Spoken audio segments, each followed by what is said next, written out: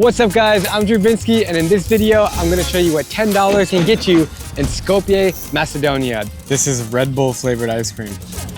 Whoa. Oh my God, it's so weird. The strangest city in Europe. Statue, statue, statue, statue. Look, there's even a statue of people swimming with their feet. Here we go.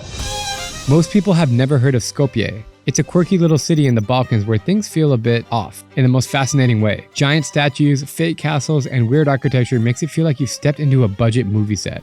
In this video, we're gonna see what $10 can get us here, from street food to wacky culture and everything in between. Joining me on this adventure is my amazing wife, Deanna. Macedonia, baby. This is actually the 99th country that we've traveled to together. All right, let's dive in.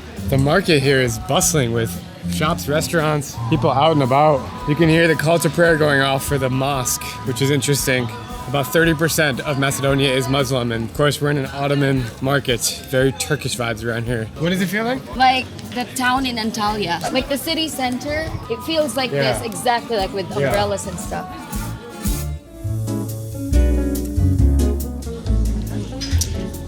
Yum. Good? This is our Turkish coffee here. Oh my God, that is good. It's loaded with sugar. It's really tasty. Just a little bit is all you need. That's it. In the US, coffee is like 8 times this amount. Fresh Turkish tea. Literally exactly how you would find it in Turkey. Oh my God. Same cup, same taste, just classic black tea.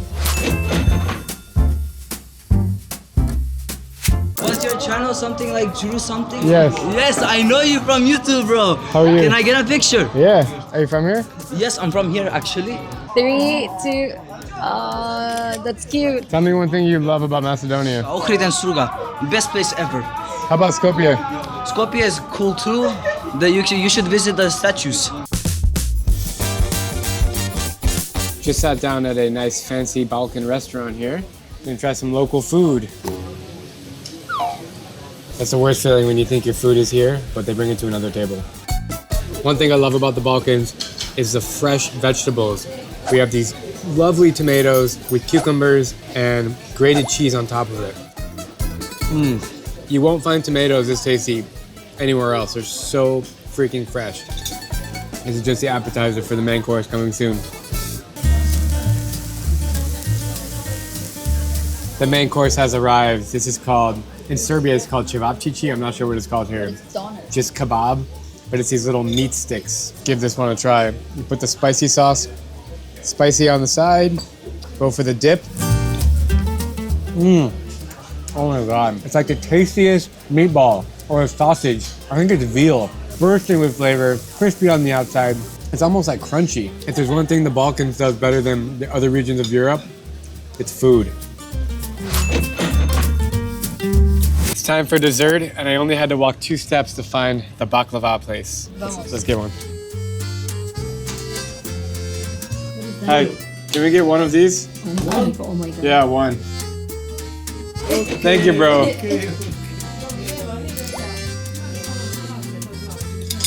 Going for the bro baklava.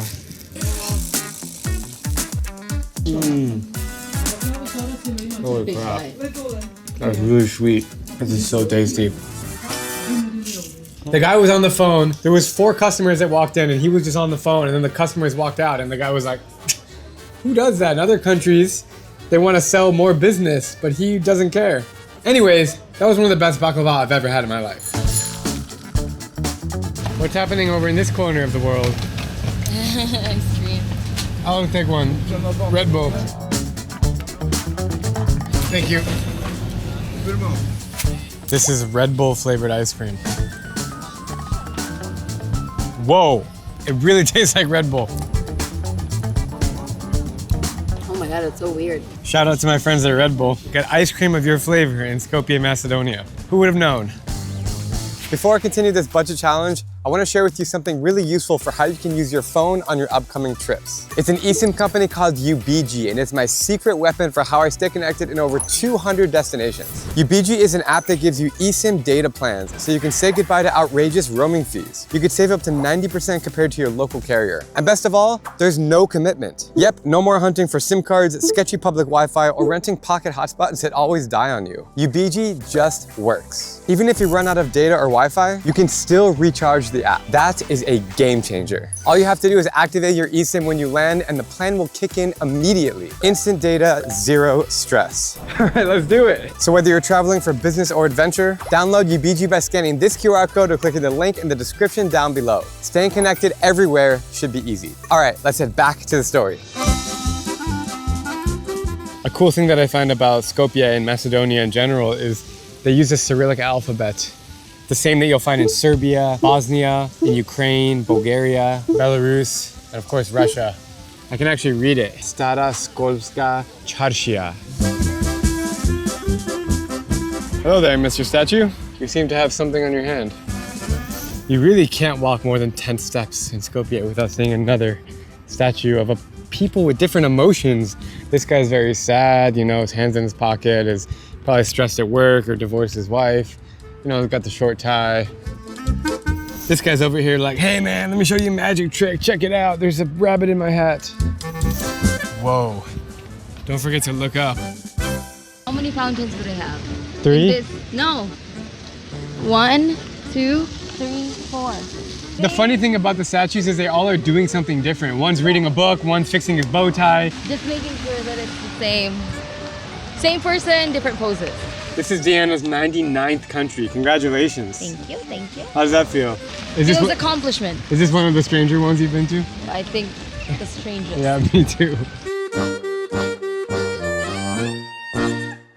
All along the banks of the river here, there are like, this bridge has like 50 statues, and then this walkway has another 50. Statue, statue, statue, statue. Oh, and the other bridge has statues. Look at that. A lot of statues. What we've realized now is people actually stole the name tags. So they are anonymous now. We don't know who these people are.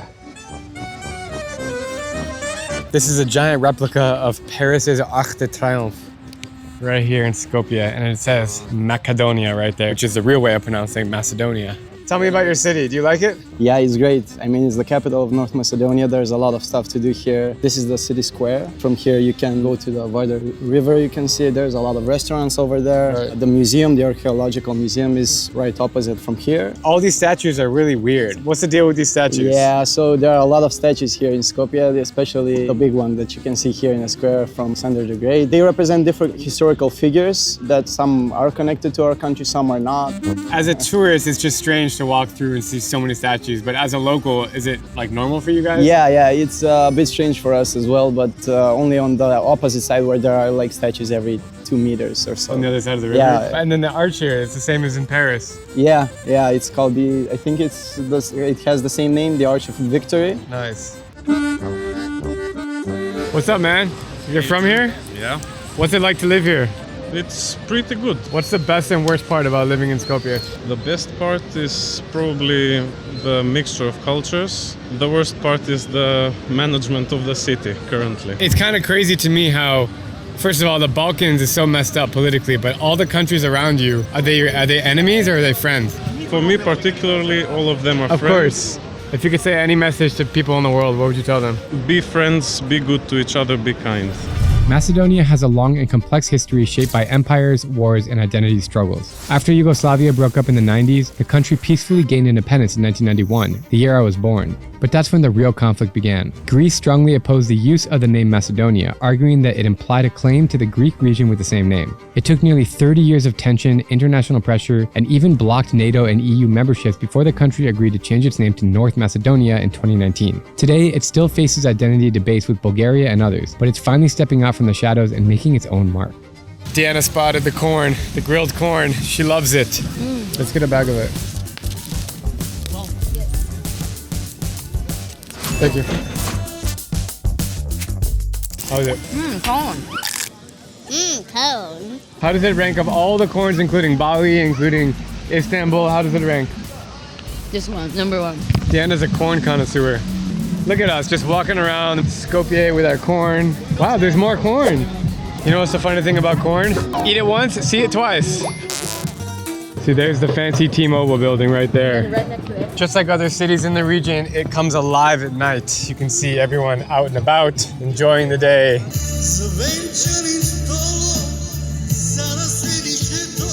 Just sat down at this shisha place, and we got the whole view of downtown Skopje. Pretty good. It's a very relaxing spot up here. You know, as I gaze out at the city and gather my thoughts more, there's so many different influences here. You have like an Ottoman building here, then you have like a modern T-Mobile building there. It's like different periods of time all clashed together in this one place. You have old Ottoman marketplace with cobblestone streets. Then you have like churches. You have a church right there. You have a mosque, statues, and a cutie pie. In total, I got a Turkish-style coffee and tea, meat skewers for lunch, a huge piece of baklava, Red Bull ice cream, and street corn for just $9.05. Thanks for watching, and subscribe if you want to see more $10 challenges around the world.